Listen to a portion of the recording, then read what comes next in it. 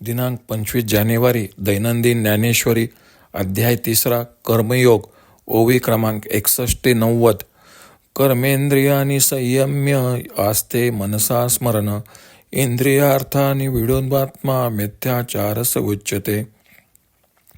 जे उचित कर्म सांडिती मग निष्कर्मे होऊ पाहती, परी कर्मेंद्रिय प्रवृत्ती निरोधिनी तया कर्म त्यागून घडे. जे कर्तव्य मनी सापडे वरी नडती ते पुढे दरिद्रीजान, ऐसे ते पार्था विषयासक्त सर्वथा. ओळखावे तत्वता भ्रांती नाही, आता देई अवधान प्रसंगी तुझ सांगेन. या नैराश्याचे चिन्ह धनुर्धरा, यरित्संद्रेंद्रियानी मनसा नियमर्त्यर्जुन, कर्मेंद्रिय कर्मयोगम सक्तस विशिष्यते.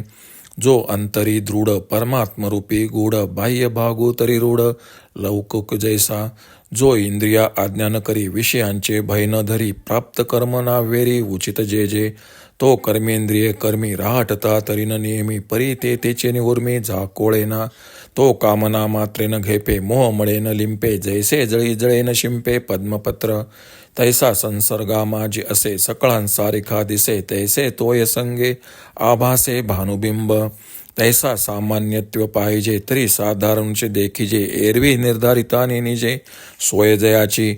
ऐसा चिन्नी चिन्नी तू देखसी तोची मुक्तू, आशा पाश रहितू ओळखपा. अर्जुना तोची योगी विशेषी जगी, म्हणून ऐसा होय या लागी म्हणिपे तू ते. तू मानसा नेमून करी निश्चळू होय अंतरी, मग कर्मेंद्रिय व्यापारी वर्ततु सुखे. नियतम कुरु कर्मत्व कर्म ज्यायो कर्मणः, शरीरयात्रापि च तेन परिसिद्धेत कर्मणः. म्हणून निष्कर्मे होवावे तरी एत तेन संभवे, आणि निषिद्ध केवी राहटावे विचारे पा. म्हणून जे जे उचित आणि अवसर करुणी प्राप्त, ते कर्म हेतू रहित आचरे तू. पार्था आणि कै एक नेनसू तू हे कौतिक, जे ऐसे कर्ममोचक आपेसे असे. देखे अनुक्रमाधारे स्वधर्मू जो आचरे, तो मोक्षतेने व्यापारे निश्चित पावे. यज्ञार्था कर्मोन्यत्र लोकोयम कर्म बंधन, तदर्थ कर्म कौंतेय मुक्त संग समाचर. स्वधर्मू जो बापा तोच नित्य यज्ञू जानपा, म्हणून वर्तता ते तपापा संचारू नाही. हा निजधर्मू जे सांडे आणि कुकर्मी रती घडे, तैची बंधू पडे संसारिक. म्हणून स्वधर्मानुष्ठान ते अखंड यज्ञयाजन, जो करी तया बंधन कैच न घडे. हा लोको कर्मे बांधिला जो परतंत्राभूत झाला, तो नित्य यज्ञा ते चुकला म्हणून या. आता एची विषयी पार्था तुझ सांगेन एकमी कथा, जे सृष्ट्यादी संस्था ब्रह्मेने केली. स यज्ञ प्रजा सृष्ट्वा पुरोवाच प्रजापती, अनेन प्रसविश्वेश्वमो मेषयो विस्तिष्ट कामदुक. ते नित्ययाग सहिते सृजिली भूते समजते, परिनेन तीचिती यज्ञा ते सूक्ष्म मनोनी. ते वेळी प्रजीवनेवला ब्रह्मा, देवा काय आश्रयेत आम्हा. तव म्हणे जो कमळ जन्मा भूता प्रती, तुम्हा वर्ण विशेष वसे आम्ही हा स्वधर्मूचे विदिला असे. या ते उपासा मग आपेसे पुरती काम. तुम्ही व्रत नेमून करावे शरीरातेन पीडावे, दुरी केही न वचावे तीर्थासी गा. योगाधिक साधने साकांक्ष आराधने, मंत्रयंत्र विधाने जनी करा. देवतांतरान भजावे हे सर्वथा काही न करावे, तुम्ही स्वधर्मी यज्ञावे अनायासे. अर्थ: जे पुरुष आपल्या वाटेला आलेले कर्म टाळतात व त्यायोगे कर्मातील अवस्थेला पोहोचू पाहतात, परंतु केवळ कर्मेंद्रिय प्रवृत्तीचा निरोध करूनच त्याला कर्मत्याग तर घडतच नाही, कारण त्याच्या अंतःकरणात कर्तव्य बुद्धी असते. असे असूनही बाहेरून कर्मत्यागाचा आवंतात हे खरोखर दैन्य आहे. पुढे श्रीकृष्ण अर्जुनास म्हणतात, अर्जुना असे ते लोक खरोखर विषयासक्त आहेत असे निसंशय समज.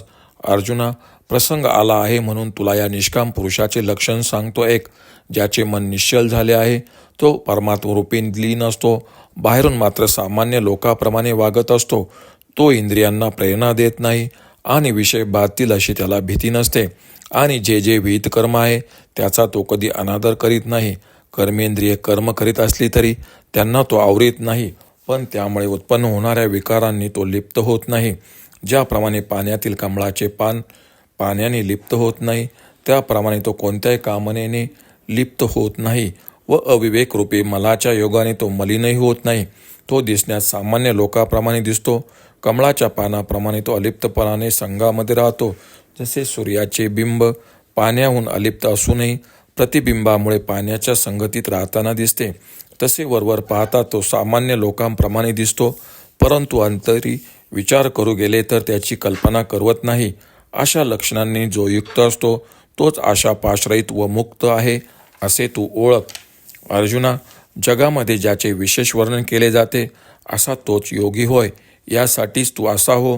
म्हणून मी तुला म्हणतो, तू मनाला आवर धर व अंतःकरणात स्थिर हो.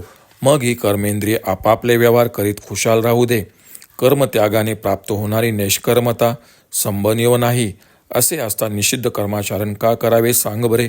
म्हणून जे जे करण्यासारखे व प्रसंगानुसार प्राप्त झालेले कर्म आहे ते तू फळाची आशा सोडून करीत जा. अर्जुना, अशा या निष्काम कर्माचे आणखी एक नवल आहे जे तुला ठाऊक नाही. ते हे की कर्म प्राण्यांना कर्मबंधनापासून आपोआप मुक्त करते. पहा, वर्णाश्रम धर्माप्रमाणे जो आपल्याला योग्य असलेल्या धर्माचे आचरण करतो त्याला त्या आचरणाने मोक्षाची प्राप्ती निश्चितच होते. अर्जुना, आपला जो धर्म आहे तोच नित्ययज्ञ आहे असे जाणावे. त्याचे आचरण करीत असताना त्यात पापाचा शिरकाव होत नाही. तेव्हा हे स्वधर्माचरण सुटते. तेव्हा दुष्कर्मे आवडू लागतात आणि त्यामुळे संसाराची बंधने प्राप्त होतात. म्हणून स्वधर्माचरण करणे हेच सतत यज्ञ करणे आहे. जो हे करीत नाही त्याला कोणती ना कोणती बंधने प्राप्त होतात. लोक या नित्ययज्ञाला चुकले म्हणून ते कर्माने बद्ध होऊन परतंत्र अशा देहाच्या अधीन झाले. अर्जुना, आता याविषयी तुला एक गोष्ट सांगतो. जेव्हा ब्रह्मदेवाने सृष्टी उत्पन्न केली तेव्हा त्याने नित्ययज्ञासहित सर्व प्राणी मात्र निर्माण केले, परंतु यज्ञकर्म सूक्ष्म असल्यामुळे त्यांना हा यज्ञ समजला नाही. त्यावेळी सर्व प्रजेने ब्रह्मदेवाला विनंती केली, देवा, आम्ही या लोके कशाच्या आधाराने राहावे. तेव्हा ब्रह्मदेव म्हणाले, तुम्हाला वर्णानुसार हा स्वधर्म आम्ही सांगितलेला आहे. याचे आचरण करा म्हणजे तुमच्या मनातील इच्छा आपोआप पूर्ण होतील. तुम्हाला आणखी व्रते व नियम करण्याची जरुरी नाही. शरीराला त्रास देण्याची जरुरी नाही व दूर कोठे तीर्थाला जाण्याची गरज नाही. योग साधायला नको की कामनायुक्त यज्ञ नको. तुम्ही मंत्रतंत्र इत्यादी विधानांना सुखाने त्याग करावा. स्वधर्म सोडून अन्य देवास भजायचे कारण नाही. तुम्ही सहजगत्या प्राप्त झालेल्या स्वधर्मचरणारूप यज्ञ करावा. ओम श्री रुक्मिणी पांडुरंगाय नमः. ओम श्री ज्ञानराज माऊली नमः.